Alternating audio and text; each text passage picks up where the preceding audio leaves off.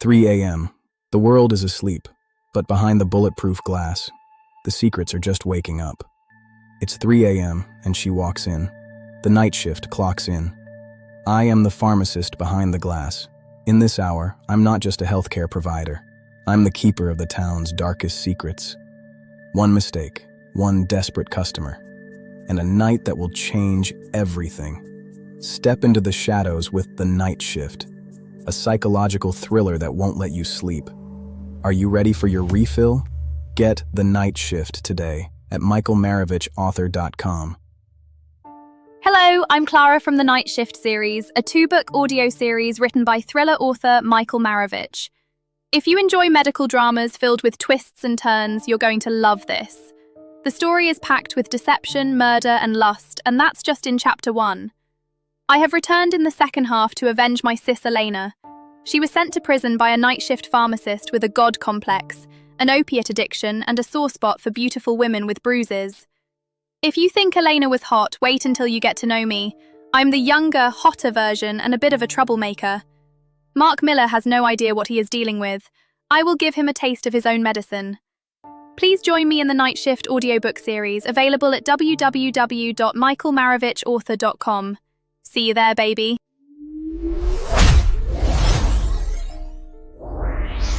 The Night Shift by Michael Maravich. Preface. You trust me. You don't even think about it. You walk up to the counter, you hand me a piece of paper with a doctor's scribble on it, and you wait.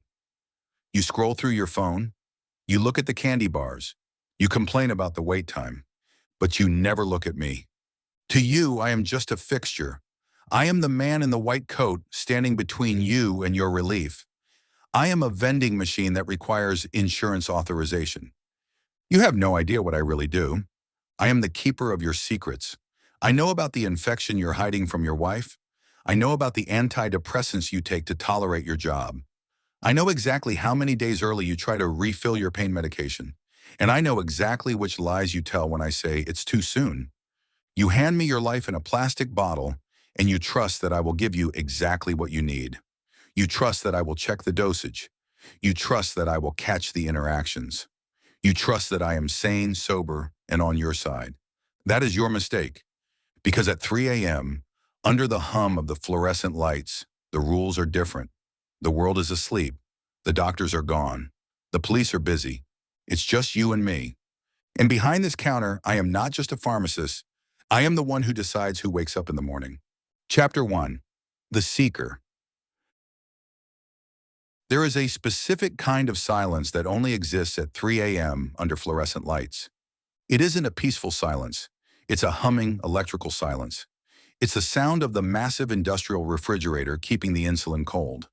It's the low, static hiss of the rain hitting the pavement outside the automatic doors. It's the buzz of the security camera rotating in its plastic dome like a restless eye. I love this silence. I feel secure behind these walls. It tells me that the world is asleep. It tells me that the chaos of the day, the soccer moms screaming for amoxicillin, the businessmen tapping their Rolexes while waiting for Viagra, the endless, grinding noise of humanity is paused. For the next 4 hours, the world belongs to me. I stand behind the glass. Technically, it's polycarbonate, an inch thick and bulletproof. It separates the pharmacy counter from the rest of the store. It separates the drugs from the addicts. It separates the healer from the sick. But mostly it separates me from them. My name is Mark. You probably don't know me, even if I'm the one who saves your life every month. I'm the guy you ignore while you scroll through Instagram on your phone. I'm the guy in the white coat who you think is just a cashier with a fancy degree. You think I just count pills by 5 and slap a sticker on a bottle. 1, 2, 3, 4, 5. Swipe. You have no idea what I really do. You have no idea that I am the only thing standing between you and a fatal hemorrhage. You have no idea that your doctor, the one you worship, the one with the Ivy League degree on his wall, prescribed you a dose of warfarin last week that would have made you bleed out from your eyeballs if I hadn't quietly adjusted it. I didn't call him. I didn't embarrass him. I just fixed it. I always fix it. I look at the clock on the wall, 3:04 a.m. The store is empty, except for Gary, the night manager, who is currently asleep in the break room with a half-eaten donut on his chest. And the ghosts. The ghosts are the people on the shelves, the names on the bottles. I walk the aisles of the pharmacy. It's my kingdom. Aisle 1, the uppers, Adderall, Ritalin, Vivanza. The fuel of the college student and the overworked executive. The bottled anxiety. Aisle 2, the downers, Xanax, Klonopin, Valium, the mommy's little helpers, the oblivion pills. Aisle 3, the pain, oxycodone, hydrocodone, morphine, the reason for the bulletproof glass. I run my finger along the shelf of amber bottles. They are warm to the touch. They vibrate with potential energy. Chemistry is the only honest thing in the world. People lie. They lie about their pain, their symptoms, their allergies. They lie to their spouses and their doctors. But chemistry doesn't lie. If you mix nitrates and sildenafil, your blood pressure drops. That's a fact. It doesn't care if you're a good person. It doesn't care if you donate to charity. It just kills you. I respect that. My hand trembles. It's subtle. A barely there vibration in the tips of my fingers as I trace the label of a bottle of Percocet. I pull my hand back. I make a fist. I squeeze until the knuckles turn white, forcing the tremor to stop. It's not withdrawal. Not really. It's just anticipation. It's the engine revving before the race. Ding! The sensor at the front of the store chimes. Someone is here. I move back to the counter. I stand in my spot right in front of the computer. I clasp my hands behind my back to hide the tremor. I wait. The night shift clientele is a very specific demographic. You don't come to a pharmacy at 3 a.m. because you're having a great life. You come because you are in pain, in trouble, or in withdrawal. I watch the convex security mirror in the corner. A figure rounds the aisle of greeting cards. Male, hoodie up, hands in pockets, shuffling gait. I sigh. It's a seek. That's what I call them. Seekers. They aren't sick. They're hungry. He approaches the counter. He's young, maybe 25, but he looks 40. His skin is gray, pockmarked. His eyes are darting around like trapped flies. He walks up to the glass. He doesn't look at me. He looks at the register. Help you? I ask. My voice is flat. Neutral. Yeah, he says. He sniffs. He wipes his nose with the back of his hand. Picking up. For, Smith? First name?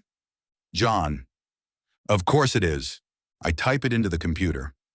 I know what I'm going to find. Or rather, what I'm not going to find. Date of birth?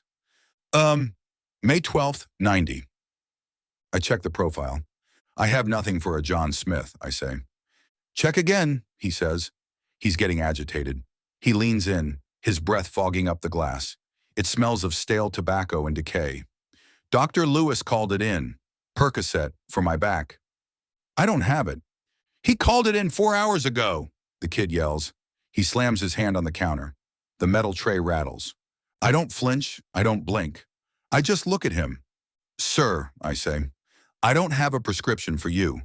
Even if I did, Dr. Lewis is an orthopedist. He doesn't call in Schedule II narcotics after hours. He sends them electronically, and he didn't send one. The kid glares at me. His eyes are wet, desperate. The hunger is eating him alive from the inside out. Come on, man, he whispers. Just give me a few to get through the night. I'm hurting. No, I'll pay cash, double. No! You think you're better than me? He sneers. Sitting back there in your white coat? You're just a glorified vending machine. I smile. It's a small, tight smile. It doesn't reach my eyes. Actually, I say softly, I'm the lock on the vending machine, and you don't have the key. He stares at me. He sees something in my face. Maybe it's the lack of empathy. Maybe it's the boredom. He realizes he's not going to win. He spits on the glass. A glob of saliva hits the polycarbonate right in front of my face. It slides down slowly, a trailing line of slime. Screw you, he mutters. He turns and shuffles away, back into the night. I pick up the spray bottle of Windex and a paper towel. I walk over to the glass. Spray, wipe, spray, wipe. I erase him. He thinks I'm cruel. He thinks I enjoy watching him suffer. He's wrong. I don't enjoy it. I just don't care. He made his choices. He decided to dance with the opiates. He decided to let the chemistry take the wheel. Now he's just a passenger in his own body. He has no discipline. That's his problem. He lets the need control him. He lets it make him messy. Spitting on glass? Begging strangers? It's undignified. I'm not a passenger. I'm the driver. I look at the clock. 3:15 a.m. My hand is trembling harder now. It's annoying. It's a biological glitch, a misfire in the synapse. It's time for an audit. I walk to the back of the pharmacy, away from the glass, away from the cameras that cover the register. There is a blind spot here, right between the compounding station and the inventory shelves. I know where all the blind spots are. It's the first thing I learned when I took this job. Most pharmacists check the fire exits first. I check the camera angles. I pull the bottle of hydrocodone 10 over 325 off the shelf. It's the big bottle, 500 count. It rattles like a maraca. The sound is music. I open the cap. The smell hits me. It's a dusty, bitter smell. To most people, it smells like chalk. To me, it smells like clarity. I pour the pills onto the counting tray. A mountain of white ovals. 5, 10, 15, 20. I count them fast. My spatula clicks against the plastic tray. Click, click, click. The computer log says there should be 412 pills. I count 412. Perfect. The count is correct. I pick up the spatula. I separate 2 pills from the herd. Just 2. I slide them off the tray and into the palm of my hand. Then I pour the rest back into the bottle. 410 pills. I take the inventory log. I pick up a pen. I find an entry from earlier in the day, a prescription filled by the day shift pharmacist, Brenda. She's sloppy. She's always rushing to get home to her 3 kids and her useless husband. She drops things. She miscounts. She filled a script for Mr. Kowalski. 60 pills. I access the computer. I open the inventory adjustment screen. I mark a spillage/waste adjustment. 2 pills dropped. 2 pills crushed under a shoe. It's a rounding error. It happens in every pharmacy in America. A pill rolls under a cabinet. A pill gets crushed in the capping machine. Nobody investigates 2 pills. I close the bottle. I put it back on the shelf. I look at the 2 white ovals in my hand. They bear the imprint M367. I don't take them because I'm an addict. Addicts are sloppy. Addicts spit on glass windows. I take them because I work the night shift. I take them because I have to be sharper than the doctors. I have to be faster than the computers. I have to be God behind the glass. It's not an addiction. It's a performance enhancer, like athletes taking steroids, like pilots taking amphetamines. I dry swallow them, 1, 2. I wait. It takes about 20 minutes to hit. I go back to the counter. I start cleaning. I align my stapler with the edge of the desk. I organize the pens by color, blue, black, red. 10 minutes. A warmth starts in my stomach. It spreads outward like a slow-moving sun. It wraps around my spine. It loosens the knot of tension in my shoulders. 15 minutes. The buzzing of the light stops bothering me. The silence stops being heavy and starts being expansive. My brain feels like it's waking up. The fog lifts. I see everything. I see the dust motes dancing in the air. I see the scratch on the counter. I see the pattern in the floor tiles. 20 minutes, I am online. My hands are steady. My mind is a diamond. I check the queue. A prescription came in electronically 5 minutes ago. Patient, Maya Lynn, age 6. Prescriber, Dr. Gregory Aris. Medication, amoxicillin suspension. Sig, 1 teaspoon, 5 milliliters by mouth 3 times daily. I look at the profile. Maya Lynn, 40 pounds. I look at the other meds on her profile. Last week, she was prescribed warfarin by a cardiologist for a congenital heart valve issue. I pause. Warfarin is a blood thinner. It's tricky. You have to keep the levels perfectly steady. If they go too high, you bleed. If they go too low, you clot. It's a tightrope walk over a pit of spikes. Antibiotics can mess with warfarin. They kill the gut bacteria that make vitamin K. Vitamin K helps blood clot. Less vitamin K means the warfarin works too well. If I give this little girl amoxicillin without adjusting her warfarin or warning her parents, her INR levels will skyrocket. She could bleed internally. A simple nosebleed could turn into a hemorrhage. She could stroke out on the playground. Dr. Aris didn't flag it. The computer system flagged it with a generic level 2 interaction warning, the kind doctors click through without reading because they think they know everything. Typical. Aris is a surgeon. He cuts things. He doesn't think about chemistry. He doesn't think about the delicate ecosystem of a 6-year-old's blood. He thinks in gross anatomy, not molecular biology. I pick up the phone. I dial Aris's answering service. Dr. Aris's line. "This is the pharmacy," I say. My voice is smooth, authoritative. The hydrocodone makes me feel calm. It coats my vocal cords in velvet. "I have a script for myelin. I need to speak to the doctor." "It's 4 a.m., the operator says. "Can it wait?" "No, it's a critical interaction. Put him on." I wait. The hold music is terrible jazz. I tap my finger on the counter, perfectly in time with the beat. Finally, a groggy voice comes on the line. "This is Aris. What is it?" "Doctor, this is Mark at the 24-hour pharmacy. You ordered amoxicillin for myelin. She's on warfarin." "So?" Aris snaps. "She has an ear infection. Just fill it." If I fill it as written, her INR will spike. She's a bleeder risk. We need to decrease the warfarin dose or switch antibiotics. "Look, buddy," Aris says, his voice rising. "I've been practicing medicine for 20 years. I don't need a lecture from a pill counter at 4 in the morning. The kid is sick. Her eardrum is about to burst. Give her the meds." He hangs up. Click. I hold the phone to my ear for a second. The arrogance. It's breathtaking. He thinks he's the hero. He thinks that because he holds a scalpel, he holds the power. He thinks I'm just an obstacle, a troll under the bridge asking riddles. He's wrong. I hold the bottle. I look at the prescription. I can't change the antibiotic without his approval. That's illegal. If I change the script, I lose my license. But I can change the instructions. I delete the standard label. I type in a new instruction. Warning may increase bleeding risk. Stop warfarin for 2 days and monitor for bruising. It's not enough. Parents don't read the warning stickers. They just pour the pink liquid into the spoon and shove it in the kid's mouth. I delete the label. I pull up the warfarin prescription on her profile, the one from the cardiologist. I look at the refill date. It was filled yesterday. I can't change the past, but I can change the future. I print a consultation sheet. I grab a bright red Sharpie. I write in massive block letters across the bag. "Do not give warfarin while taking this antibiotic. Call cardiologist immediately." I staple it to the bag 3 times. I saved her. Dr. Aries tried to hurt her with his negligence. I saved her with my diligence.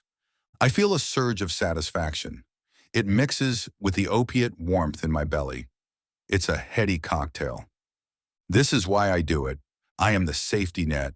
I am the guardian. I am the only adult in the room. I walk back to the compounding area. I wash my hands again. The hydrocodone is peaking now. I feel light, efficient. My movements are precise. I feel tall, 10 feet tall. I catch my reflection in the dark window of the drive-thru. I see a man in a white coat, clean, professional, alert. I don't look like an addict. I look like a professional. Because I am. I'm the best pharmacist in the city, maybe the state. I see things other people miss. I catch the mistakes. I fix the broken pieces. I think about the seeker from earlier, the spit on the glass. He called me a vending machine. If only he knew. A vending machine gives you what you ask for, no questions asked. I give you what you need, or what you deserve. Usually those are 2 different things. Outside, the rain is letting up. The relentless drumbeat has turned into a soft patter. I check the clock. 4:30 a.m. The witching hour is over. The dawn is coming. Soon the early birds will be here. The construction workers grabbing Sudafed before their shift. The nurses coming off the night rotation, grabbing sleep aids to knock themselves out for 8 hours. But for now, it's just me. Me and the drugs. I walk the aisles again. I check the facings. I pull a bottle of aspirin forward 1 inch, so it aligns perfectly with the edge of the shelf. Order, precision, control, that's what matters. My phone buzzes in my pocket. I frown. Nobody texts me at 4:30 a.m. I don't have friends. I don't have a girlfriend. My mother lives in Florida and goes to bed at 8 p.m. I pull it out. It's a notification from the security app. Motion detected, pharmacy drive-through. I look at the window. A car has pulled up. It's an older sedan. Gray. One headlight is out, casting a lopsided beam across the wet asphalt. The driver doesn't roll down the window. They just sit there. I walk over to the drive-through window. I pick up the handset. Can I help you? Static. Then a woman's voice. Shaky. Tearful. Are you open? The drive-through is for pickup only, I say. If you need to drop off a prescription, you have to come inside. Please, she says, I can't come inside. Why not? I'm not dressed. I look through the bulletproof glass. She's wearing a coat pulled tight around her neck.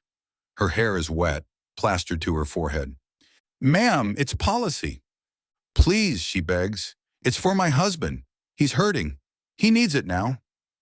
I sigh. The hydrocodone makes me benevolent. It makes me magnanimous. Send the script through the tube. I press the button. The pneumatic tube shoots out to the car with a whoosh.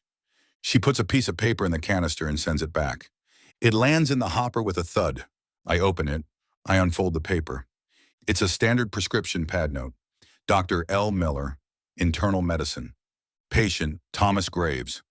RX, lisinopril 20 milligrams. Blood pressure meds, standard, boring. I look at the computer. I verify the insurance. I fill it. I stick the label on the bottle. I put it in the tube. That will be $10 for the copay. She puts a $10 bill in the tube. I send the meds. Thank you, she whispers. She drives away. I watch her taillights fade into the darkness. Something bothers me. I look at the $10 bill she sent. It's crumpled, old, soft with age. And on the back there is something written in blue ink. It's smeared, faint, but legible. I hold it up to the fluorescent light. It's not a phone number. It's not a grocery list.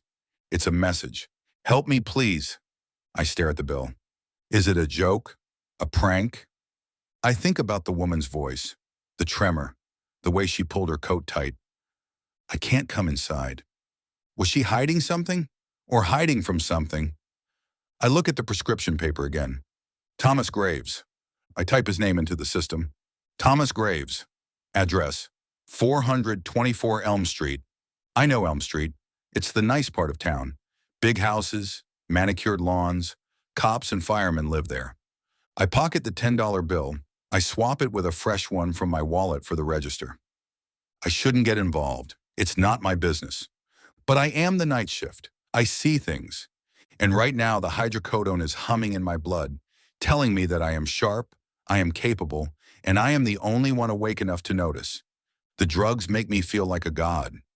And gods don't ignore prayers, especially when they are written on the back of dirty money. I put the bill in my pocket. I'll look into it later. For now, I have work to do. I walk back to the counter.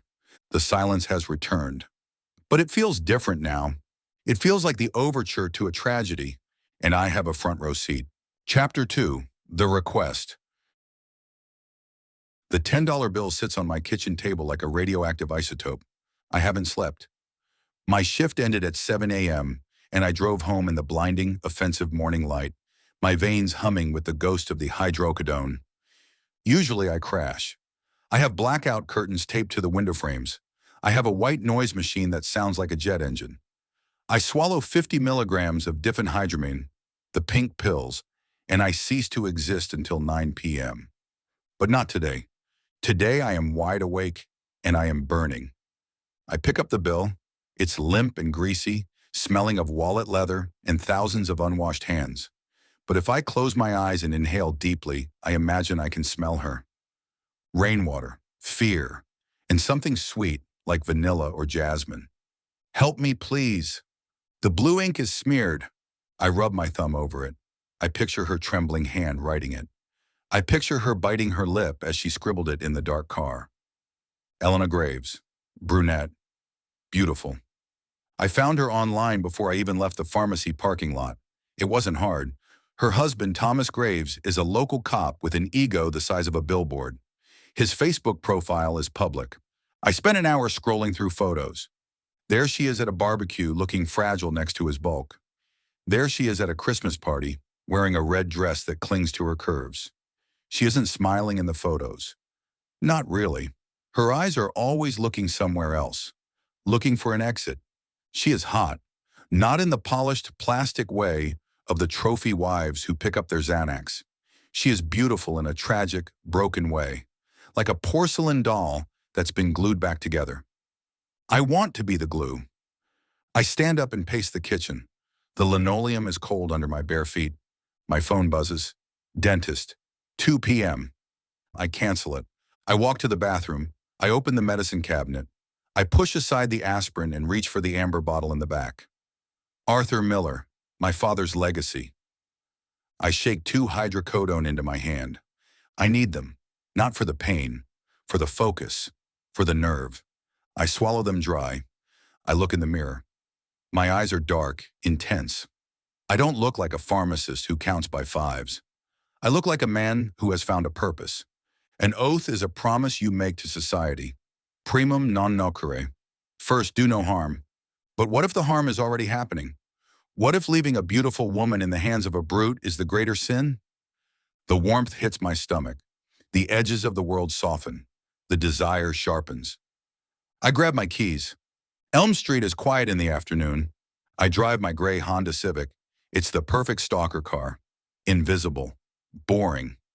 I park 3 houses down from 424 Elm. It's a fortress, brick, high fences, a black Ford F-150 in the driveway that looks aggressive even when parked. I recline my seat. I put on sunglasses. I wait. I'm not protecting her. I know that now. I'm hunting. 20 minutes pass. The blinds in the upstairs window shift. I sit up. I can see into the bedroom. Just a slice. She walks past the window. She is wearing a silk robe. It's pale pink. It slips off one shoulder.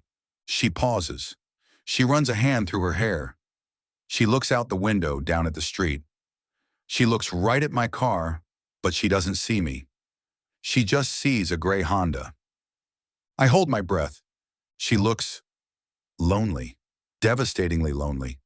Then a shadow moves behind her. He enters the frame.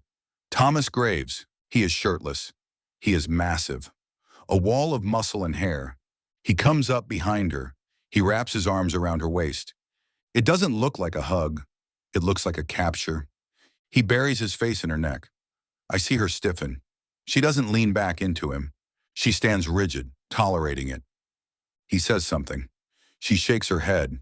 He spins her around. He grips her upper arms. I can see the indentations of his fingers on her pale skin.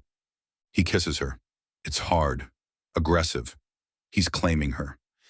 I feel a spike of rage so hot it tastes like copper. Get your hands off her. She pushes him away. Gently. He laughs. He slaps her on the butt, hard enough that I see her flinch forward. Then he walks away, out of the frame. Elena stays at the window. She pulls her robe tight. She touches her neck where he kissed her. She looks like she wants to scrub her skin off. I grip the steering wheel. The leather creaks. He doesn't deserve her. He treats her like property, like a piece of meat he bought and paid for. He doesn't see her. I see her. I start the car.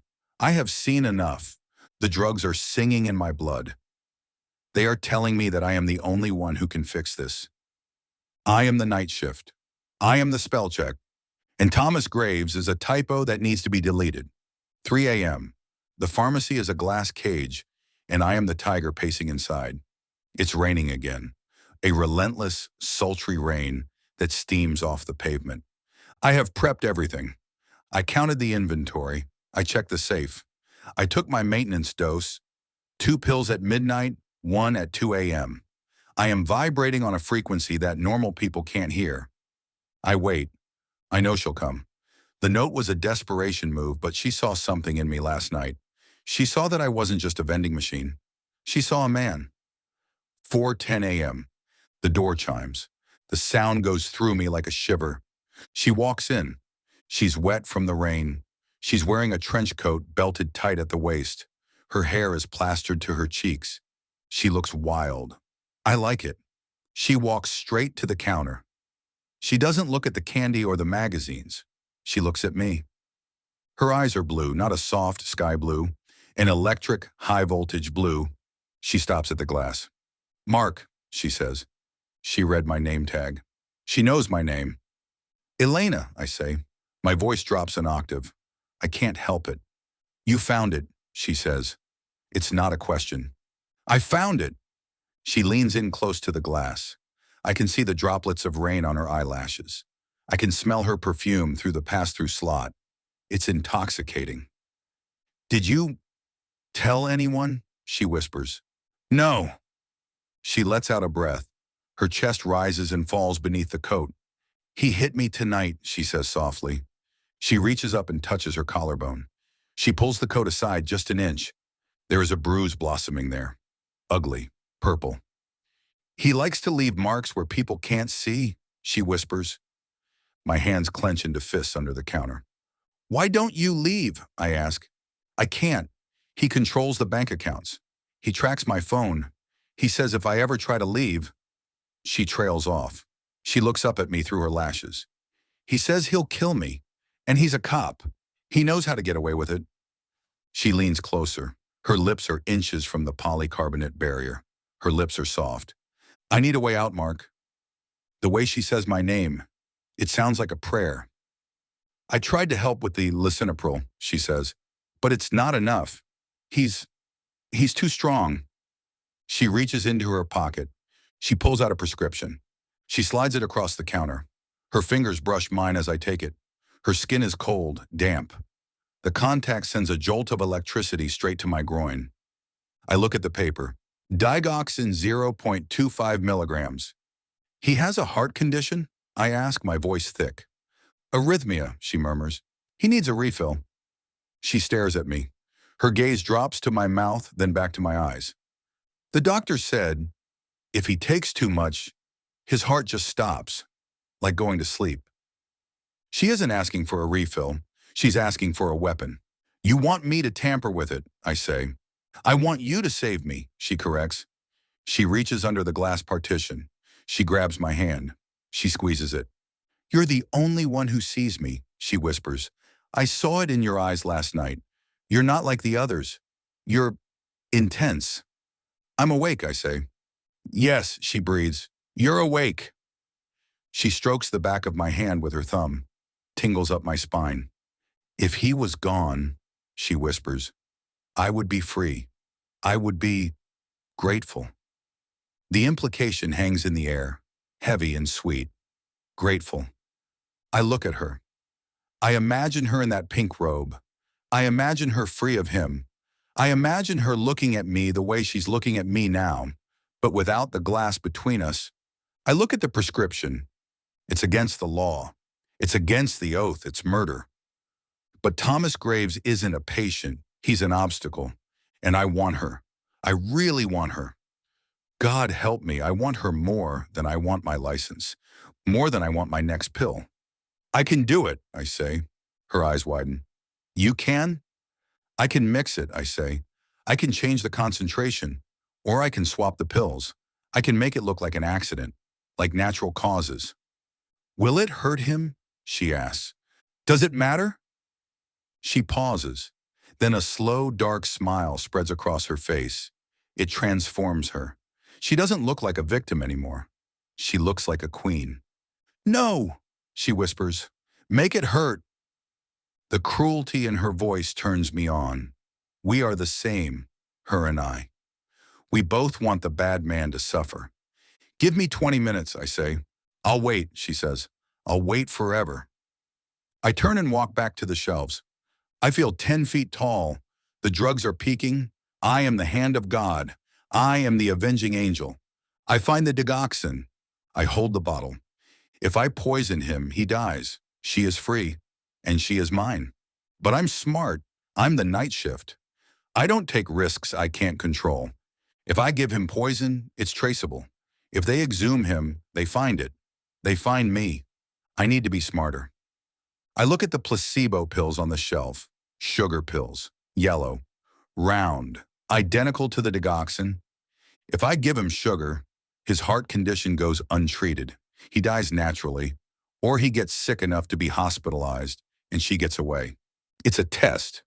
If she really wants him dead, she'll accept whatever happens.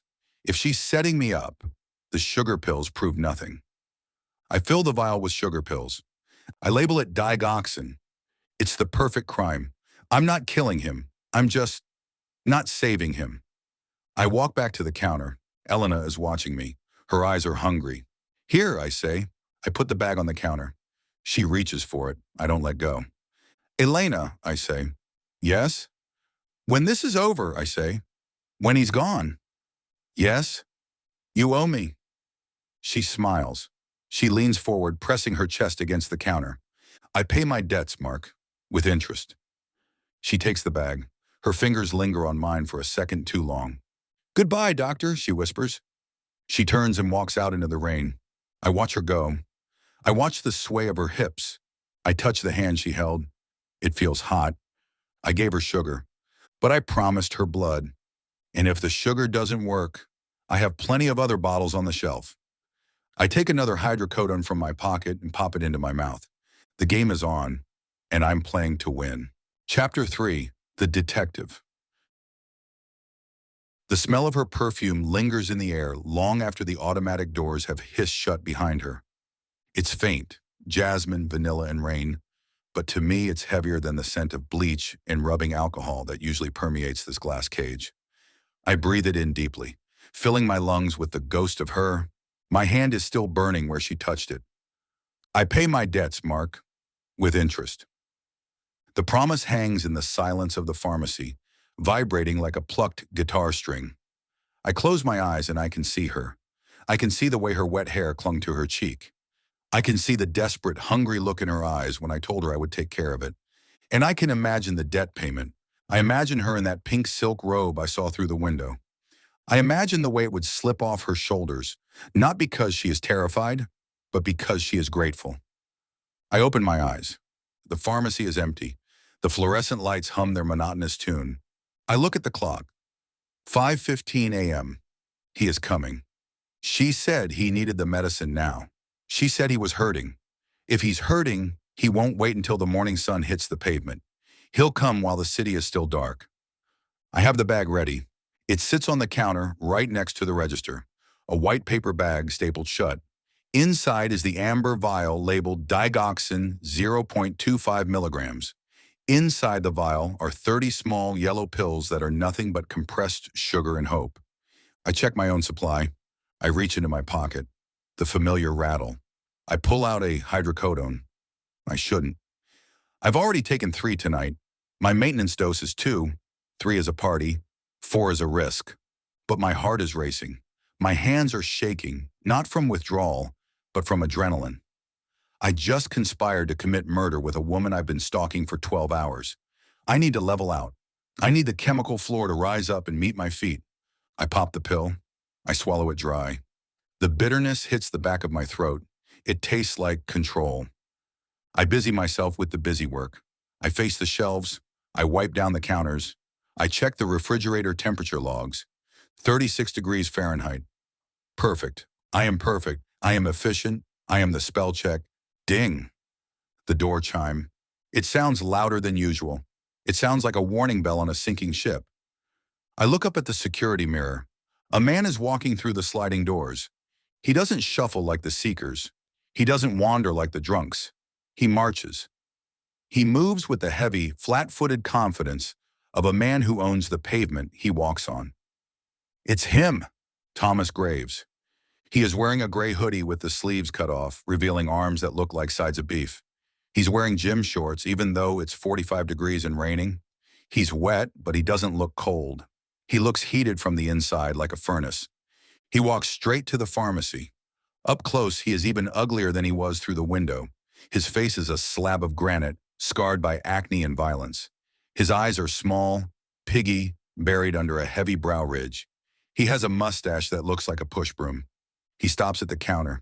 He leans against the glass. He takes up too much space. He blocks the light.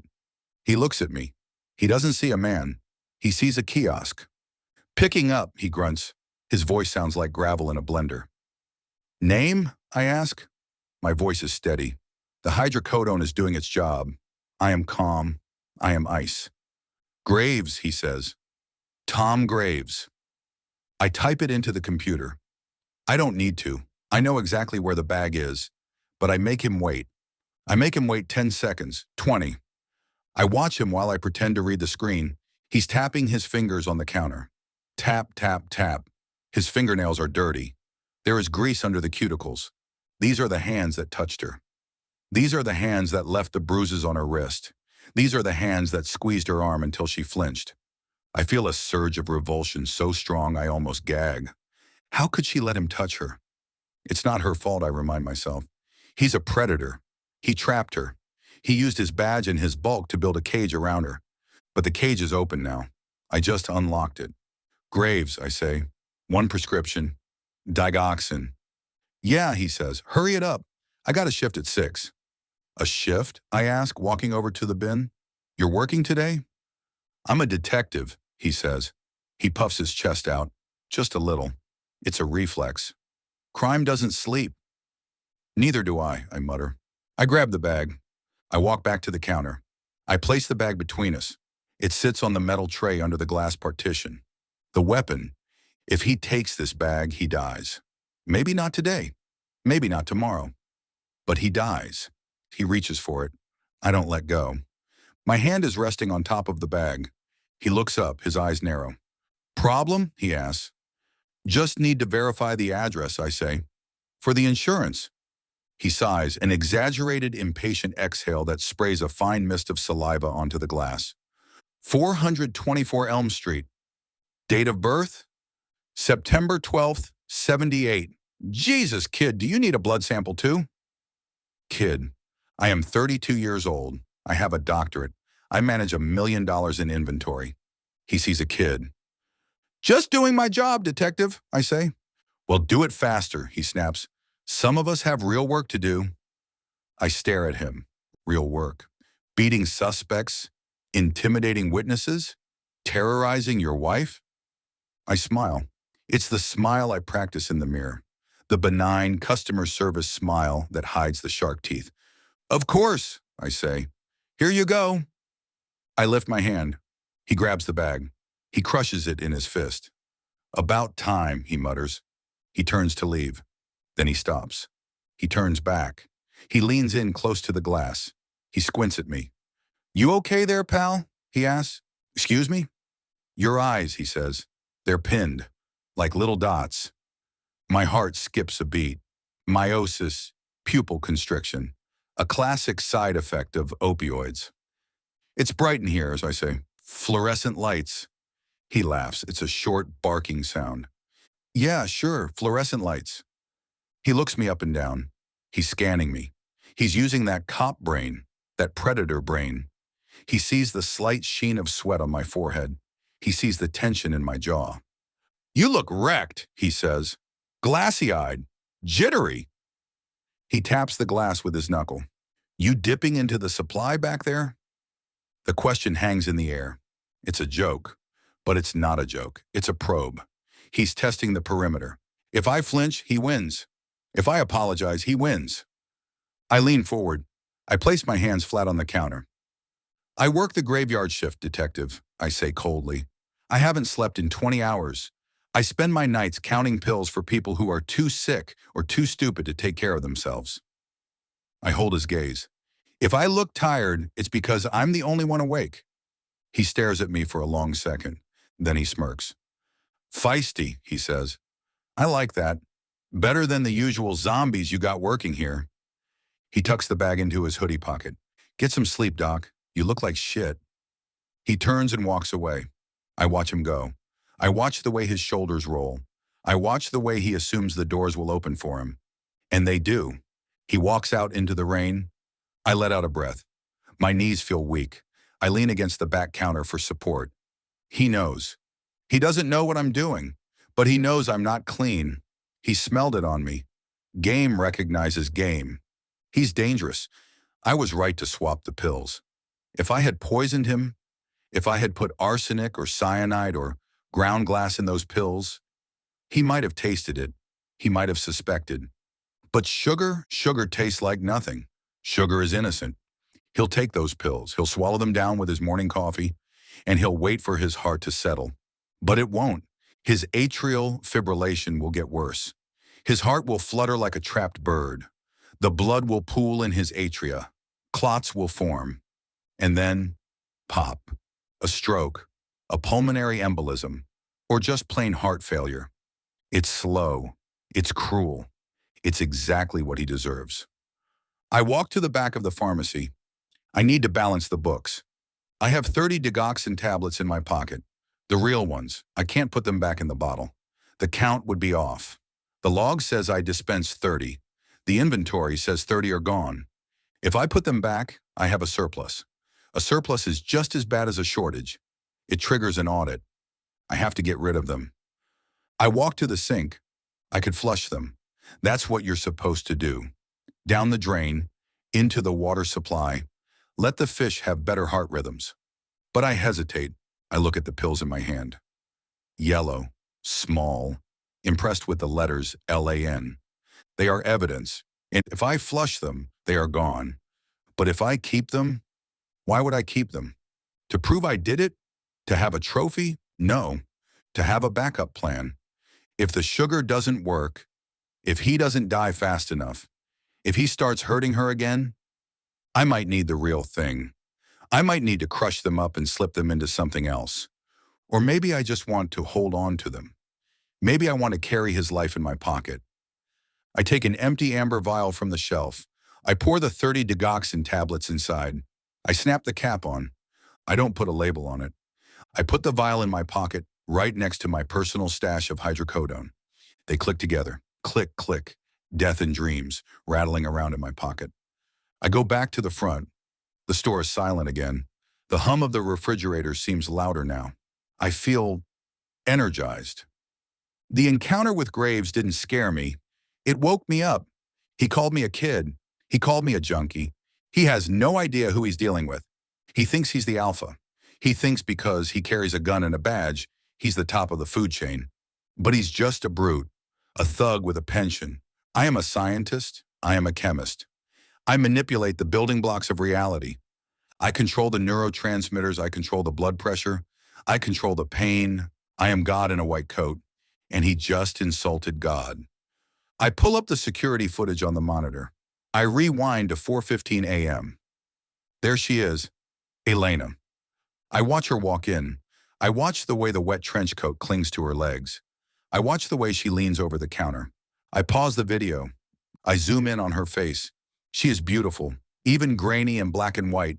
She is stunning. Her eyes are wide, vulnerable. Her lips are parted.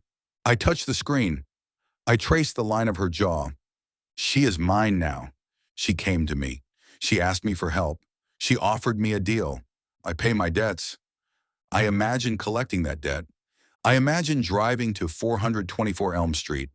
I imagine the black truck is gone, maybe impounded, maybe sold. I imagine walking up the path. The door opens. She is standing there. She is wearing the pink robe. She is smiling. Not the fearful, tentative smile she gave me tonight. A real smile, a smile of relief. He's gone, she says. I know, I say. She steps back.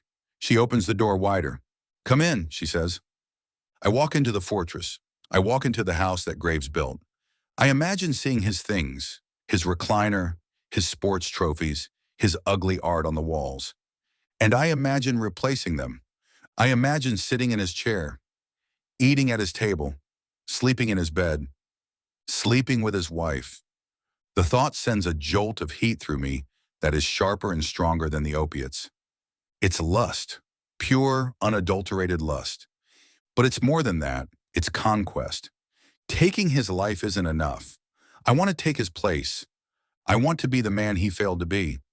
I want to be the protector, the provider, the lover. I check the clock. 5:45 a.m. My shift is almost over. The sun is starting to bleed gray light through the front windows. The vampires are retreating. Gary, the manager, stumbles out of the break room. He wipes crumbs off his shirt. Quiet night? He asks, yawning. Very, I say. Good, good. He looks at the register. Numbers look okay. Numbers are perfect, I say. Great. Brenda will be here in 15. I'll have everything ready for her. Gary waddles off to unlock the front doors for the morning rush. I stand there alone in the pharmacy for the last few minutes of my reign. I take one last hydrocodone. The closer. I need to sleep today. I need to be rested. Because tonight I'm going back to Elm Street. I need to watch. I need to see the effects. I need to see if the sugar works. And I need to see her again. I swallow the pill. I pat my pocket. The digoxin vial presses against my thigh. I am not just the night shift anymore. I am the angel of death. And I have never felt more alive. Chapter 4, The Stalking. The rain has changed. Earlier it was a mist, a soft, weeping drizzle that slicked the streets and blurred the streetlights. Now it's angry. It hammers against the roof of my Honda Civic like a handful of gravel thrown by a petulant child. I like it. The noise drowns out the world. It drowns out the voice in the back of my head that sounds suspiciously like my mother, telling me to go home, lock the door, and mind my own business. I can't mind my own business. Not when my business is sitting inside the brick fortress at 424 Elm Street. I check the clock on the dashboard. 9:42 p.m. I've been parked here for an hour. I'm in a different spot this time. Across the street, tucked under the heavy canopy of an oak tree. I'm invisible. I'm a shadow within a shadow. I reach into my pocket. Click, click. The pill bottle. My comfort object. I shake one out. Hydrocodone 10 milligrams. I swallow it without water. My throat is dry, sandpaper rough, but the pill goes down easy. It always does. It knows the way home. I lean my head back against the headrest and wait for the hum. It takes about 15 minutes now. My tolerance is climbing. I'll need to adjust soon. Maybe switch to oxycodone. Maybe steal a fentanyl patch and chew on a corner. But for now, the hydro keeps the edges sharp. It turns the fear into focus. It turns the voyeurism into vigilance. I watch the house. The lights are on downstairs, the living room. The kitchen. The black Ford F-150 is in the driveway. It looks like a beast sleeping with one eye open. He's home. I imagine him inside. I imagine him holding the bottle of sugar pills I gave him this morning. I imagine him swallowing one, thinking he's fixing his heart, unaware that he's taking absolutely nothing. Is he feeling it yet? The placebo effect is powerful, but it works both ways. If you think you're taking medicine, you might feel better. But if you need medicine and you don't get it, the body knows. The heart knows. I close my eyes and picture his heart, a thick, meaty muscle, struggling to pump sludge through hardened arteries, fluttering, skipping beats. Die, I whisper. Just die. But nature is slow. Nature is inefficient. Headlights sweep across my rearview mirror. I duck down instinctively, sliding low in the seat. A car passes, a minivan, a soccer mom coming home late. I sit back up. Then I see movement at the front door of 424. The door opens. Thomas Graves steps out onto the porch. He's smoking. The cherry of the cigarette glows bright orange in the darkness. He takes a drag, the smoke curling around his head like a halo of smog. He's wearing a tank top. His arms are massive, corded with muscle and bad ink. He looks agitated. He's pacing the small square of the porch, back and forth, like a caged tiger. Then he turns and shouts something into the house. I can't hear the words over the rain, but I see the body language, the jut of the chin, the aggressive stance. He reaches inside the door. He drags her out. My breath catches in my throat. Elena. She isn't wearing the trench coat tonight. She isn't wearing the pink robe. She's wearing a slip dress, something silky and pale that clings to her body. She's barefoot. He has her by the wrist. He drags her onto the wet concrete of the porch. She stumbles. She tries to pull away, but he holds fast. He's so strong, strong as an ox. He says something to her. He gestures at the driveway, at the truck. Is he leaving? Is he taking her somewhere? She shakes her head. She's crying. I can see the way her shoulders shake. He grabs her face and his hand covers her entire jaw. He squeezes. He forces her to look at him. I feel a surge of heat in my chest that has nothing to do with the drugs. It's a white-hot, blinding rage. It's the same rage I felt when I was 12 years old, watching my father grab my mother by the hair because the pot roast was dry. It's the rage of the helpless observer. But I'm not 12 anymore, and I'm not helpless. I grip the door handle. I'm going to get out. I'm going to march across the street and what? He's a cop. He's armed. He's twice my size. If I walk up there, he puts a bullet in my chest and calls it self-defense. I have to be smart. I have to be the night shift. I watch. He pushes her. Not a shove, but a dismissal. He releases her face with a snap of his wrist. She stumbles back against the brick wall of the house. She wraps her arms around herself, shivering in the cold rain. He points a finger at her face. He's lecturing her, threatening her. Then he turns, flicks his cigarette butt into the yard, and storms back inside. He leaves the door open. Elena stays on the porch. She is soaked. The silk dress is plastered to her skin. It's translucent now. I can see the curve of her hip, the swell of her breast. She looks devastatingly beautiful and broken. She looks out at the street. She looks right at my tree. Can she see me? Can she feel me watching? I want her to feel it. I want her to know that I'm here, that I'm the guardian in the dark. I'm here, Elena, I think, projecting the thought through the rain. I'm watching him. I'm fixing it. She stands there for a long moment, letting the rain wash over her. Maybe she's hoping the cold will numb the pain. Maybe she's hoping the water will wash away his touch. Then slowly, defeated, she turns and walks back inside. The door closes. The lock clicks. I can hear it in my mind. Click. Trapped. I slump back in my seat. My heart is pounding a frantic rhythm. Thump, thump, thump. It's not just rage anymore. It's something else. It's jealousy. He touched her. He put his hands on her skin. He gets to smell her hair. He gets to see her in that slip dress. And he wastes it. He treats her like garbage. He doesn't appreciate the chemistry. He doesn't understand the delicate balance of a woman like that. He's a blunt instrument trying to perform microsurgery. I look at the house. I need to see more. Sitting in the car isn't enough. The angle is wrong. I need to be closer. I look at the street. Empty, dark. I open my car door.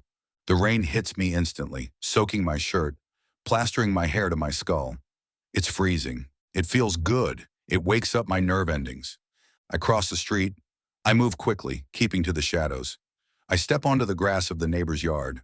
426 Elm. I skirt the property line. There's a hedge separating the 2 yards. High privet bushes. I creep along the hedge until I'm parallel with the side of Graves' house. There's a window, the kitchen. The blinds are open. I step into the gap between the bushes. Branches scratch my face. I don't feel it. The hydrocodone acts as a buffer between me and the physical world. I have a clear line of sight. They are in the kitchen. It's a nice kitchen. Granite counters, stainless steel appliances, the kind of kitchen people mortgage their lives for. Graves is leaning against the island. He's eating something out of a Tupperware container. He eats like an animal, shoveling food into his mouth. Elena is standing by the sink. She's dripping wet. She hasn't changed. She's filling a glass of water. She turns, she walks over to him. She sets the water down on the counter. Then she reaches into her pocket. She pulls out the amber vial. My vial. My heart stops. She holds it up. She shakes it. I can't hear the rattle, but I can see it. She says something to him. She's pleading. She's playing the role of the concerned wife. Take your medicine, Tom, please. He scowls. He swallows a mouthful of food. He says something back. It looks dismissive. She persists. She opens the bottle. She shakes a pill into her hand, a small yellow sugar pill. She holds it out to him. He looks at it. He looks at her. He takes the pill. He pops it into his mouth. He grabs the water glass and downs it in one gulp. He took it. He swallowed the lie. I feel a rush of triumph so potent it nearly knocks me over. He took it. He trusts the bottle because it has his name on it. He trusts the system. He trusts me. But then the triumph fades because nothing happens. Of course nothing happens. It's sugar. It's lactose and food coloring. He wipes his mouth. He glares at Elena. He reaches out and grabs her hip. He pulls her toward him. She stiffens. He says something low, something nasty. He leans in and kisses her neck, right over the pulse point. She squeezes her eyes shut. She grips the edge of the counter behind her. Her knuckles are white. He is touching her again. He has poison in his system, or at least the absence of medicine, and he's still touching her. The sugar isn't enough. I realize it with a sinking feeling in my gut. The placebo effect takes time. It takes days, maybe weeks for the levels to drop, for the heart to fail. She doesn't have weeks. Look at her face. Look at the way she's disassociating. She's terrified. She's exhausted. And look at him. He's huge. He's full of energy. He's feeding on her fear. He pulls her closer. His hand slides down her back, over the wet silk. He cups her ass. He grinds against her. I look away. I can't watch this. It feels like a violation. Not of her, though it is, but of me. She came to me. She asked me for help. She offered herself to me. I pay my debts. She belongs to the one who saves her. That's the rule. If I let him take her upstairs, if I let him use her tonight, I am failing her. I am just another man watching from the sidelines. I look back at the window. Graves grabs the bottle of pills off the counter. He shoves it into his pocket. Then he grabs Elena's hand and drags her toward the hallway, toward the stairs. The lights in the kitchen go out. Darkness. I stand in the rain staring at the black window. I failed. I gave him sugar when I should have given him cyanide. I played it safe. I tried to be clever. And because I was clever, she is going to suffer tonight. I picture them upstairs. I picture the bed. I picture his heavy, sweating body on top of her. My blood boils. The hydrocodone usually numbs me, but tonight it's acting as fuel. It's stripping away the inhibitions. I hate him. I hate him more than I hated my father. I hate him more than the Seekers. He has everything I want, and he's breaking it. I back out of the bushes. I walk back to the street. I cross to my car. I get in. I slam the door. I lock it. I sit there, dripping wet, breathing hard. The windows fog up instantly. I need a new plan. The sugar pills were a test of fate. Fate failed. Now I have to intervene. I have to be the active ingredient. I reach into my pocket. I pull out my own bottle of hydrocodone. I take 2 more. 4 tonight, plus the maintenance dose.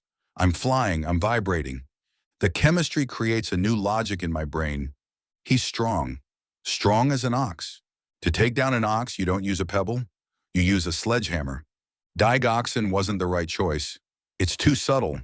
I need something that drops him, something that strips his strength away, something that makes him helpless. I think about the pharmacy shelves, my arsenal, insulin, hypoglycemic shock, sweating, confusion, weakness, coma, death. If she injected him while he slept? No, she's terrified of him. She can't get close enough with a needle. It has to be oral, something he drinks, something he eats. Opioids? If I gave her liquid morphine or crushed oxycodone, he's big. He probably has a tolerance if he's been on pain meds before, and if he wakes up, he's a cop. He'll know he's been drugged. I need something that mimics nature. I stare at the rain streaking the windshield. I remember my father. He didn't die of cancer quietly. He died in pieces. But the end was quick. Potassium. We have potassium chloride tablets. K-Dur. Giant horse pills. If you crush them, they taste salty, bitter. But if you hide them in a protein shake, in a smoothie, high potassium stops the heart, cardiac arrest. On an autopsy, it's hard to distinguish from post-mortem tissue release unless they look for it specifically. But does Graves drink smoothies? I remember the conversation on the porch. I couldn't find your protein powder. He drinks protein shakes. He's a gym rat. Perfect. I start the car. I'm going back to the pharmacy, even though I'm off shift, even though I shouldn't be there. I have keys, I have the alarm code, and I need to prepare a care package. I'm going to mix a cocktail, A special blend for Detective Graves. I put the car in gear. I take one last look at the dark house.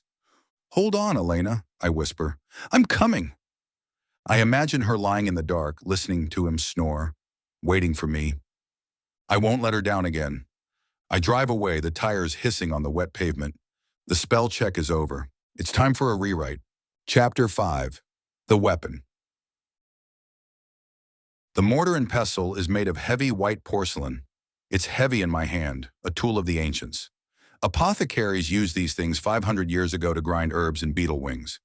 Tonight, I'm using it to grind death. I'm back in the pharmacy. The door is locked. The alarm is off. It's just me, the hum of the refrigerator, and the rhythmic grind of the pestle against the mortar. I've pulled a bottle of K-Dur 20 milliequivalents from the shelf. Potassium chloride. They are massive tablets. Horse pills, the patients call them. They are white, chalky, and designed to dissolve slowly in the gut, so they don't burn a hole in your stomach lining. But I don't want them to dissolve slowly. I want them to hit Thomas Graves like a freight train. I drop 10 tablets into the bowl. Crunch, I bear down. The porcelain sings as I crush the binding agents, pulverizing the chemistry into a fine white dust. Potassium is an electrolyte. It's essential for life. It tells your nerves when to fire. It tells your muscles when to contract. But the heart is just a muscle, and if you flood it with too much potassium, the electrical signals get confused. The rhythm breaks. The heart forgets how to beat. It seizes up, locked in a permanent state of contraction. It's called hyperkalemia. On a death certificate, it looks like a massive myocardial infarction, a heart attack. Tragic, sudden, natural. Especially for a man who already has a prescription for heart medication. I grind until my arm burns. The powder's fine like powdered sugar. I dip my finger in. I taste it. Salty, metallic, bitter. It's nasty. If I just put this in his water, he'd spit it out. He'd know. But Elena mentioned his protein powder. Protein powder. I walk to the front of the store, to the health aisle. I grab a tub of muscle milk powder. Chocolate. Rich, dark chocolate. Chocolate masks bitterness better than anything. I take the tub back to the compounding counter. I open it. It smells like synthetic fudge. I make a small sample just to test it. It will work fine. I take the muscle milk with me in case I need it as a backup. I pour my white death powder into a small plastic baggie. It's about a quarter of a cup. It's enough. If he drinks this in one shake, his potassium levels will spike within 20 minutes. He'll start to feel weak. His hands will tingle. He might get nauseous. And then his lights will go out. I seal the baggie. I fold it tight. I secure it with a rubber band. I put it in my pocket. I look at the clock. 5:30 a.m. My shift technically starts again in 16 hours, but the night shift doesn't sleep. I need to clean up. I wash the mortar and pestle. I scrub it until there isn't a single grain of potassium left. I wipe down the counter with alcohol. I swallow 2 hydrocodone. My reward, my fuel. They slide down my throat, familiar and comforting. They tell me I'm doing the right thing. They tell me that I am not a murderer. I am a surgeon removing a tumor. I grab my keys. I'm going back to Elm Street. The rain has stopped, leaving the morning gray and damp. The sun is trying to break through the clouds, but it's weak. It casts a sickly pale light over the suburbs. I park in my spot, 3 houses down from the fortress. I recline the seat. I wait. I know his schedule now, he told me. I got a shift at 6. It's 6:15 a.m. He's running late, probably hungover, probably tired from abusing his wife all night. At 6:20 a.m., the front door opens. Thomas Graves steps out. He is wearing his uniform. The badge glints on his chest. The gun sits heavy on his hip. He looks formidable. He looks like the law. But I know the truth. He's just meat. He's just a bag of electrolytes waiting to be unbalanced. He walks to his truck. He moves stiffly. Is he feeling the lack of digoxin? Maybe, or maybe he's just stiff from the damp weather. He gets in the truck. He backs out fast, clipping the edge of the grass. He speeds away down the street, siren chirping once at the stop sign just because he can. I wait until his taillights disappear. Then I get out of my car. I walk up the driveway. My heart is pounding, a heavy thudding in my ears that syncs with the rush of the opiates. I am walking up to a cop's house in broad daylight. If a neighbor sees me, if a patrol car drives by, I don't care. I need to see her. I need to give her the weapon. And I need to touch her again. I walk up the steps to the porch. I stand where he stood last night. I can smell the stale smoke of his cigarettes. I ring the doorbell. Ding dong. It sounds cheerful, normal. I wait. Nothing happens. I ring it again. Maybe she's sleeping. Maybe she's in the shower. Or maybe he hurt her so bad she can't walk. That thought sends a spike of panic through me. I raise my hand to pound on the door. Then I hear the lock click. The door opens a crack. The chain is still on. One blue eye peers out at me. "Mark?" Her voice is a whisper, shocked. "He's gone," I say. "I watched him leave." She stares at me for a second. Then she closes the door. I hear the chain slide off. The door opens wide. Elena stands there. She is wearing the pink robe, the one I saw through the window. It's silk and it's tied loosely at the waist. She looks terrible and beautiful. Her eye is swollen, not black yet, but puffy and red. Her lip is split. He hit her. He took the sugar pills and he hit her anyway. "Oh, Elena," I breathe. "You shouldn't be here," she says, glancing over my shoulder at the street. "The neighbors, they watch. They talk." "Let them talk." I step inside. I don't ask for permission. I just step over the threshold. She backs up. She lets me in. The house smells of lemon pledge and stale coffee. It's clean. Too clean. It feels like a museum where no one is allowed to touch anything. She closes the door. She leans back against it, as if her legs can't support her. "Why are you here?" she asks. "Did something go wrong? The pills?" "The pills were a test," I say. She frowns. "A test?" "I gave him sugar," I admit. "Placebos." Her face falls. She looks devastated. "What? Why?" "I wanted to see if nature would take its course," I say. "I didn't want to kill him unless I had to." I reach out. I touch her chin, gently tilting her face up so I can see the bruise on her eye. "But I was wrong," I say softly. "Nature is too slow, and he is too cruel." She leans into my touch. Her skin is warm. "He was so angry last night," she whispers. "He said the pills tasted like candy. He said I picked up the wrong thing. He punished me for it." My thumb brushes her lower lip. "He won't punish you again." I reach into my pocket. I pull out the plastic baggie of white powder. She looks at it. "What is that?" "Potassium chloride," I say. "Concentrated. Pure." I hold it up to the light. It stops the heart instantly. It looks like a massive cardiac arrest. No foaming at the mouth. No convulsions. Just off. Her eyes widen. She stares at the bag like it's a diamond. "Is it sure?" she asks. 100%. "How do I give it to him?" "It tastes bitter," I say. "Salty. You can't put it in water or coffee. He'll taste it." I look toward the kitchen. "Show me," I say. "Show you what?" "Where he keeps his protein powder." She nods. She pushes off the door. She leads me down the hall. I follow her. I watch the way the silk robe moves against her body. I can see the outline of her spine. She is too thin, fragile. We walk into the kitchen. It's the same room I saw through the window last night, the scene of the crime. She opens the pantry door. It's organized with military precision. Cans, labels facing out. Spices alphabetized. There on the bottom shelf is a giant black tub. Megaway, extreme chocolate. "Here," she says.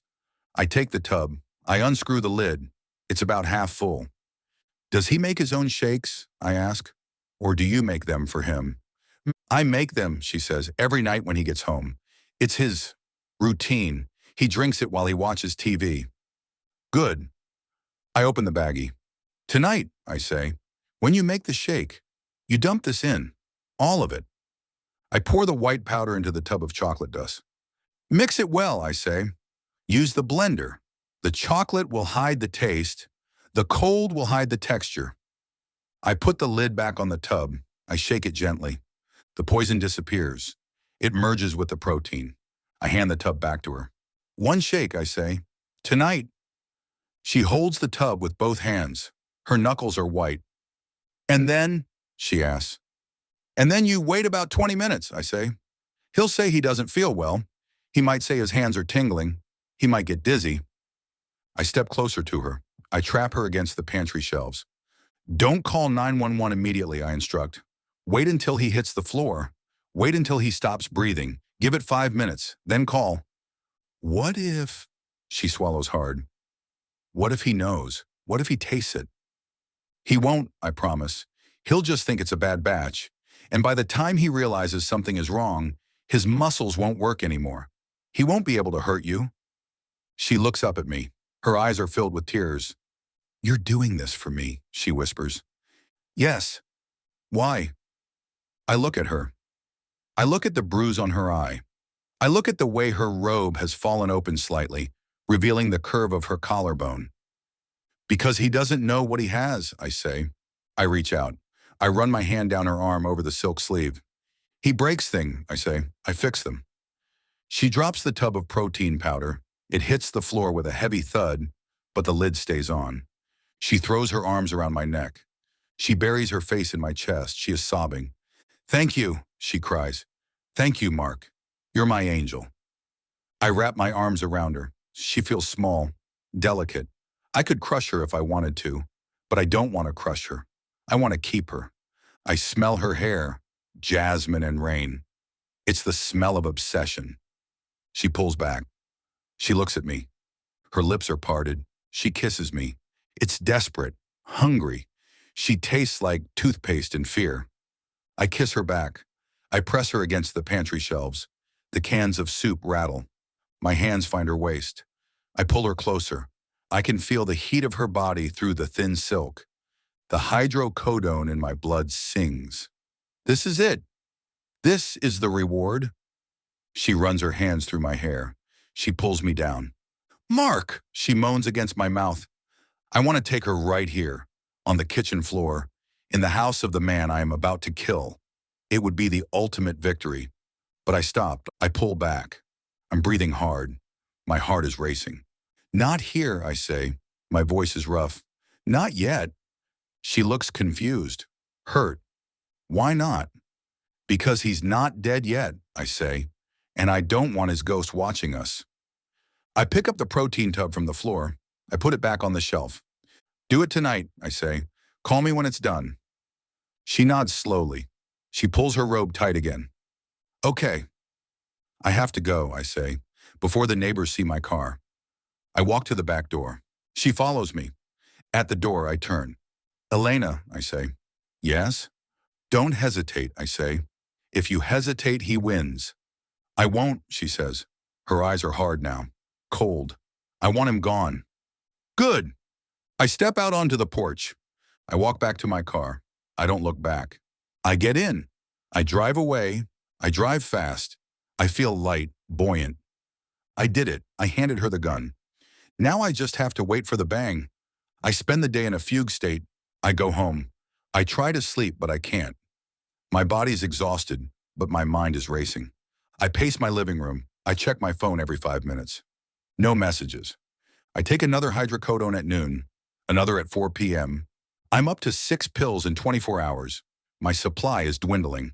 I'll have to cook the books again tonight. I'll have to find another error to exploit. But it doesn't matter. Nothing matters except 424 Elm Street, 9 p.m. I am back at the pharmacy. I put on my coat. I button it. Brenda gives me the shift change report. She's talking about insurance rejects and back-ordered statins. I nod. I smile. I don't hear a word she says. She leaves. I lock the door. I am alone. I check the inventory. I check the fridge. I wait. My phone sits on the counter next to the stapler. It's silent. 10 p.m. He should be home by now. He should be thirsty. 10:30 p.m. She should be making the shake, the whir of the blender, the scoop of the powder. 11 p.m. Is he drinking it? Is he complaining about the taste? It's chocolate, Tom. Just drink it. 11:15 p.m. My phone buzzes. I jump. I grab it. It's a text. Unknown number. He drank it. 3 words. I stare at them. It's done. The potassium is in his system. It's moving through his bloodstream, hunting for his heart. I text back. Wait, call me when he drops. I put the phone down. Now comes the hard part, the waiting. I walk the aisles. I can't stand still. I feel like I'm vibrating. I imagine the physiology. The potassium ions flooding the extracellular space. The resting membrane potential of the cardiac myocytes shifting. The QRS complex widening on an EKG that isn't attached to him. The arrhythmia's starting. He'll feel weird. His chest will feel heavy. He might try to stand up and stumble. Elena, I don't feel good. She'll watch him. She'll stand there in her pink robe and watch him die. Will she smile? Will she cry? 11:45 p.m. My phone rings. It's the unknown number. I answer it on the first ring. Mark? Her voice is high, panicked. Elena, what's happening? He's on the floor, she sobs. He fell. He knocked over the coffee table. Is he breathing? I don't know. He's making these noises like he's choking. Agonal breathing, the death rattle. Don't touch him, I command. Stay back. He's looking at me, she cries. Mark, his eyes, they're open. He's looking right at me. He can't see you, I say. His brain is shutting down. It's just reflexes. He's trying to talk. He's not talking. He's dying. Let him die. I hear a sound in the background, a wet, gurgling gasp, then silence. Elena? He stopped, she whispers. He stopped moving. Check his pulse, I say. Neck, carotid. I hear rustling, a pause. Nothing, she says. Her voice is flat now, shocked. There's nothing. He's gone, I say. I feel a rush of euphoria. It's better than the drugs. It's pure power. I killed him. I didn't touch him. I wasn't even in the room, but I killed him. What do I do? She asks. Wait 5 minutes, I say.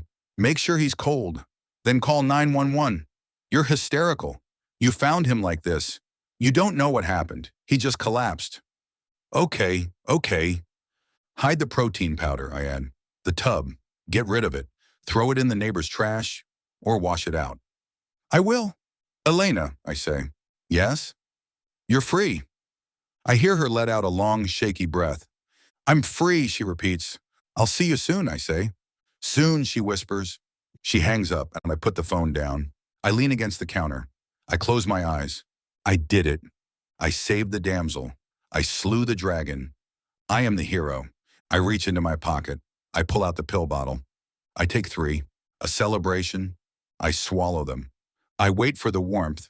But as I stand there waiting for the high, a small nagging thought pricks at the back of my brain. Something she said. He's making these noises like he's choking. Potassium overdose causes cardiac arrest. It stops the pump. It doesn't usually cause choking. It doesn't cause gasping. It's silent. The lights just go out. Unless he aspirated, unless he vomited, or unless it wasn't the potassium. I shake my head. I'm overthinking it. Physiology is messy. People die in weird ways. He's dead. That's what matters. I go back to work. I have prescriptions to fill. I have lives to manage. I am the night shift. And tonight I was very, very productive. 2 hours later, 2 a.m. The store is quiet. The rain has started again. I am high. I am floating. The door chimes. I look up. A man walks in. He's wearing a suit. He looks tired. He looks serious. He walks to the pharmacy. He flashes a badge. Mark Miller? Yes? I'm Detective Miller, he says. No relation, I assume. He doesn't smile. I need to ask you some questions. My heart stutters. About what? About a prescription you filled yesterday morning, he says, for Detective Thomas Graves. He leans on the counter. He's dead, son, and we found the bottle in his pocket. He holds up an evidence bag. Inside is the amber vial, digoxin 0.25 milligrams, the sugar pills. We need to test these, Miller says, and we need to see your logs. I stare at the bag. They found the decoy. They think it was the digoxin. They don't know about the protein powder. They don't know about the potassium. I smile. Of course, detective, I say. I have nothing to hide. I am safe. The sugar pills are harmless. They will test them, find nothing, and rule it a natural heart attack exacerbated by unmedicated arrhythmia. I outsmarted them. Come on back, I say, unlocking the door. Detective Miller walks into the pharmacy. He looks around. You look nervous, Mark, he observes. Just shocked, I say. He was just here. He seemed fine. Yeah, Miller says. He seemed fine to everyone, until he wasn't. He looks at me. His eyes are cold, calculating. Funny thing about Tom, Miller says. He didn't take pills, hated them, didn't even take aspirin. My smile falters. He picked up the prescription, I say. Yeah, he picked it up. But the seal on the bottle? Miller taps the plastic bag. It was broken, but the pill count? Still 30. He leans in. He didn't take a single one, Mark. My blood runs cold. That doesn't make sense. He took the pill. Elena said that he punished her because the pills tasted like candy. Did he put the pill back? Did he fake it? If he didn't take the sugar pill, then the natural causes theory is weaker. If he didn't take the pill, then why did he die? Autopsy is scheduled for tomorrow, Miller says. We'll see what killed him. He walks over to the computer. Now show me those logs.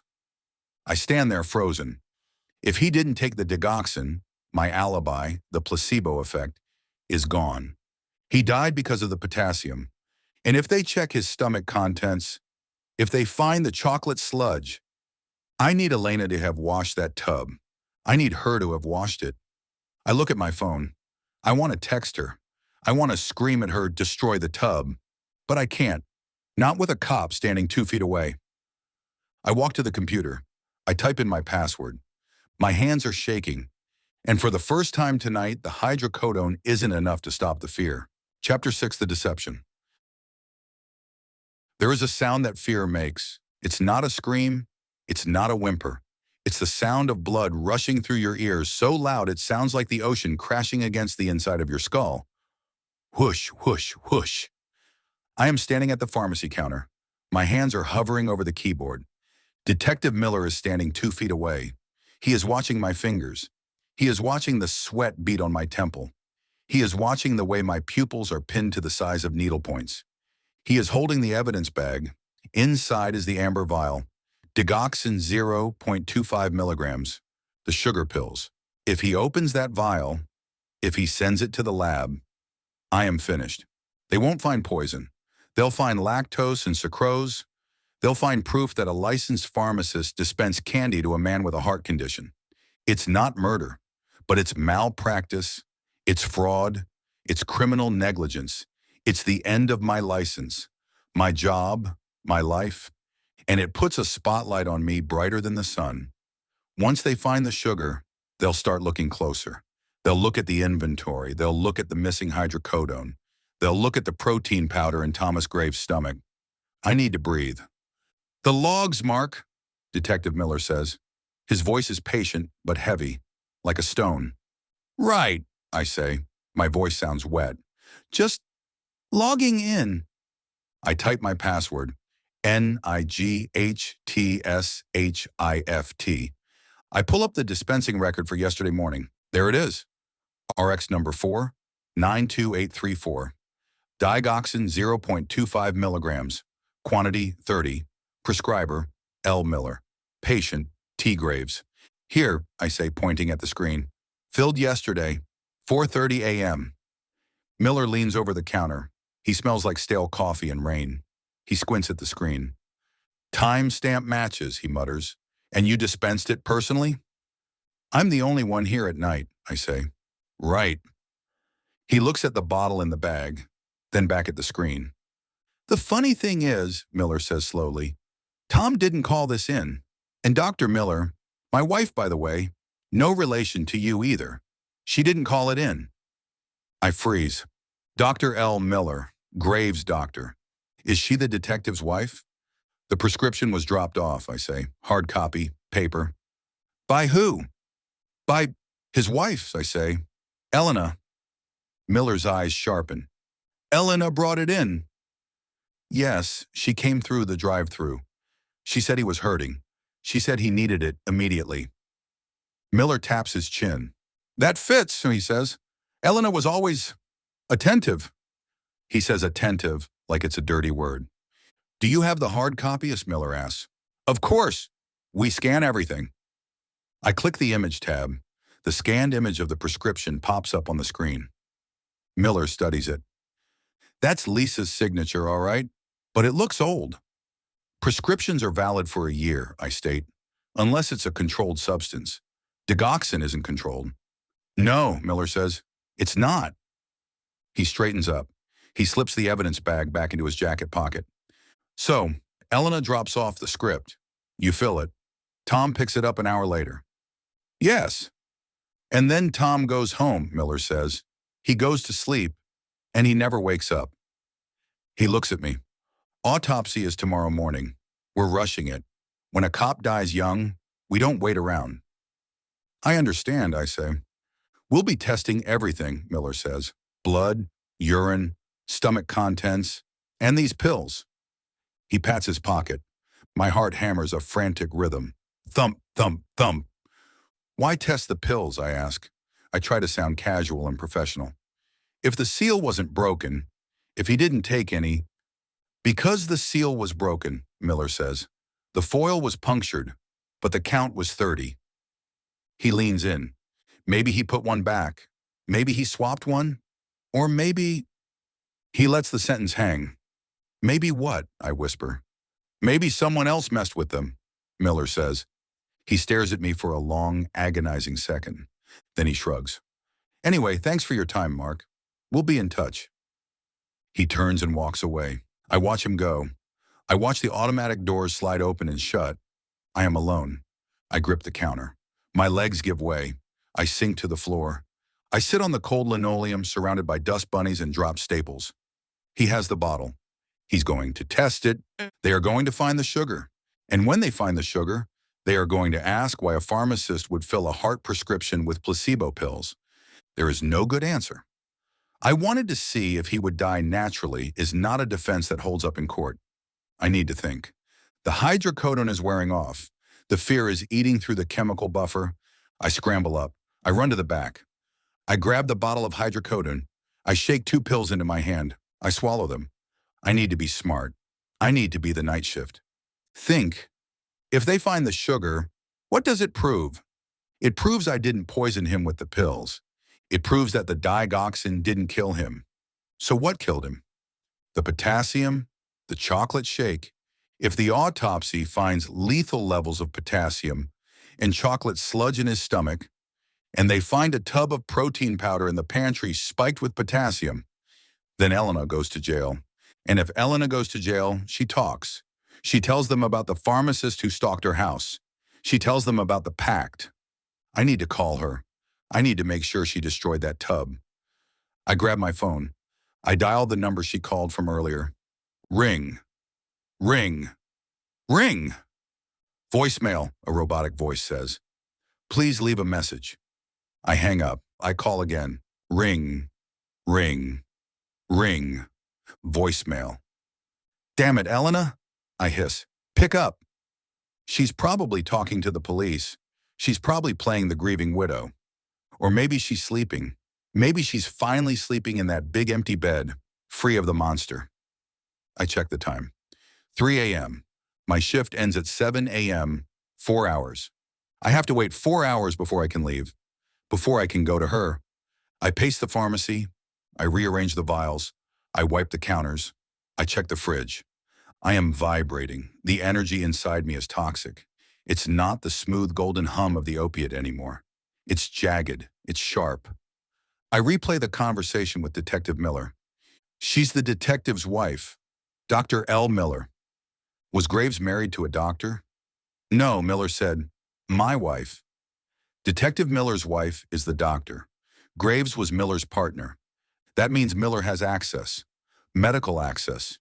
He knows about drugs. He knows about interactions. He's smart. He's not a thug like Graves. He's a hunter. And he sniffed me out. You look nervous, Mark. He knows something is wrong. I look at the security camera dome. Did he pull the footage? If he pulls the footage from last night, he'll see me filling the digoxin. He'll see me take 2 bottles.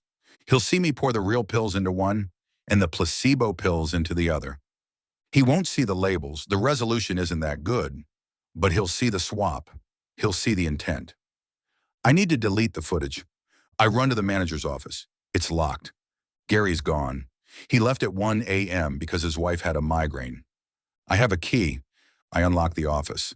It smells of stale farts and Old Spice. I go to the computer tower under the desk. The DVR for the security system. I need a password. I try admin.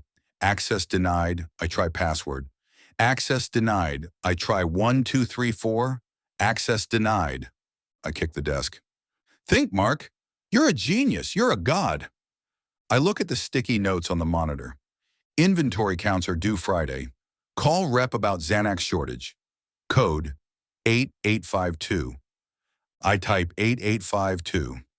Access granted. I'm in. I pull up the video archive. Camera 4, pharmacy counter. I scroll back to yesterday, 4:30 a.m. There I am. I watch myself. I look calm, controlled. I watch myself take the digoxin bottle. I watch myself walk to the placebo shelf. It's obvious. Anyone watching this would know I switched the stock. I need to delete it. I select the file, delete. A prompt pops up. Warning, deletion of security footage requires regional manager authorization code. I stare at the screen. I don't have the regional manager's code. That guy lives in Chicago. I can't delete it. I'm trapped. If Miller subpoenas the footage, I'm dead. I sit in Gary's chair. I spin around. Okay, think. If I can't delete the footage, I have to corrupt it. I look at the tower, the hard drive. If the hard drive fail, the footage is gone. How do you make a hard drive fail? Magnets, water, heat. I look around the office. I see a coffee mug on the desk, half full of cold brown sludge. I look at the tower. The vents are on the top. It would look like an accident, a clumsy manager spilling his coffee. But Gary isn't here. If I spill it, I have to blame it on cleaning? I was dusting, I whisper. I knocked over the mug. It's weak, but it's better than a murder charge. I grab the mug. My hand hovers over the tower. Do I do it? If I destroy the drive, it looks suspicious as hell. It screams guilty. Miller will know. He'll know I did it to hide something. But if I don't, he has the proof. I pour the coffee. It splashes into the vents. Psst, a spark, a pop. The smell of burning ozone fills the room. The monitor flickers, goes black. The green light on the tower turns off. Silence. I put the mug back on the desk. I arrange it so it looks like it was knocked over. I wipe my fingerprints off the mug handle with my sleeve. I walk out of the office. I lock the door. I stand in the pharmacy. I just destroyed company property. I just committed obstruction of justice. But the video is gone. Miller can suspect all he wants. Without the video, and with only sugar pills in the bottle, he can't prove I acted with malice. He can prove I'm incompetent. He can prove I made a dispensing error, but he can't prove intent. I let out a breath. I'm safe, for now. But the real threat isn't the video, it's the protein powder. I check my phone again. Still no answer from Elena. Why isn't she answering? Is she scared? Is she celebrating? Or did she turn on me? You're the only one who sees me, Mark. She seduced me. She manipulated me. Did she set me up? No, she hates him. I saw the bruises. I saw the fear. She needed him dead. But now that he is dead, does she need me? I'm a loose end. I'm the accomplice. If she tells the police I forced her, if she says I broke into the house and poisoned the shake myself, she looks like the grieving widow. I look like the stalker pharmacist with a drug problem. I need to get to her. I need to look her in the eye. 4 a.m., 3 hours left. I can't wait. I grab the close sign. I hang it in the window. I lock the grate. I'm leaving. Abandoning my post? It's a firing offense. Who cares? I'm already past the point of worrying about employment. I'm worrying about survival. I walk out the back door. The rain has stopped. The air is cold and crisp. I get in my car. I drive to Elm Street. The street is quiet, but 424 is lit up like a carnival. There are 3 police cruisers still there. A crime scene van. Yellow tape stretches across the driveway. I park down the street in my usual spot. I watch. I see men in Tyvek suits walking in and out of the front door. They are carrying bags. Evidence bags. Are they carrying a black tub of protein powder? I squint. I can't tell. Then the front door opens. Elena steps out. She is wrapped in a blanket. A female officer has an arm around her shoulders. She looks devastated. She is crying. Her head is bowed. She looks small, fragile, broken. She plays the part perfectly. The officer leads her to a patrol car. They put her in the back seat, not cuffed, just sitting. They are taking her somewhere. The station, a hotel. I need to follow her. I start my car. I keep the lights off. The patrol car pulls away. I wait a beat. Then I pull out. I follow them. They don't go to the station. They drive through town. They drive toward the river. They pull into the parking lot of the Holiday Inn Express. Of course, the crime scene is active. She can't sleep there. They're putting her up for the night. The patrol car stops under the awning. The officer helps Elena out. She hands her a bag. Elena walks into the lobby. The officer waits a moment, then gets back in the car and leaves. She's alone. She's unguarded. I park in the back of the hotel lot. I walk into the lobby. The night clerk is asleep on his stool. I walk past the desk. I check the elevator indicator. It stopped on the 3rd floor. I take the stairs. I run up to the 3rd floor. I walk down the hallway. It smells of chlorine and carpet cleaner. I listen at the doors. I hear a TV in room 302. I hear snoring in room 305. Room 308. I hear a voice. Elena. She's talking. I lean close to the door. Is she on the phone? Is she calling me? I know, she says. Her voice is clear, steady, not the shaky, tearful voice of the widow. I know it's messy, she says, but it's done. Pause. No, he didn't suspect a thing. He drank it down like a good boy. She laughs. It's a cold, hard sound. The pharmacist, she says. My heart stops. Oh, don't worry about him, she says. He's obsessed. He'll do whatever I say. He thinks he's my knight in shining armor. Pause. Yeah, I have the text. I have the note on the bill. I planted the journal in his car. Planted the journal? He's the perfect patsy, she says. The police already suspect him. Miller told me they found his fingerprints all over the bottle. She sighs, a sound of pure satisfaction. We're rich, baby. The insurance pays out double for accidental poisoning. And with Graves gone, and the pharmacist in jail, she lowers her voice to a purr. It's just you and me. I back away from the door. The hallway spins. She wasn't talking to me. She wasn't talking to her lawyer. She was talking to her lover. We're rich. She used me. She saw me, the lonely, drug-addicted night pharmacist, and she saw a weapon, a disposable weapon. She faked the bruises? No, the bruises were real. Graves was a brute, but she didn't want to escape him. She wanted to cash him out, and she needed someone to take the fall. He thinks he's my knight in shining armor. I feel a heat rising in my chest. It's not the hydrocodone warmth. It's fire. It's the rage of the fool who just realized he's the punchline. I touch my pocket. The vial of real digoxin is there. The pills I saved. She thinks she's smart. She thinks she's won. She thinks I'm a patsy. She forgot one thing. I'm the night shift. I watch, I listen, and I fix mistakes. Elena Graves just became a mistake. I walk back to the stairs.